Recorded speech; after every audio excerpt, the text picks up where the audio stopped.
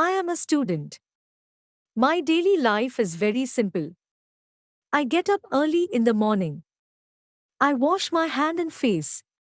Then I go for a walk. I bath for half an hour. The morning walk refreshes me. I come back and take my breakfast.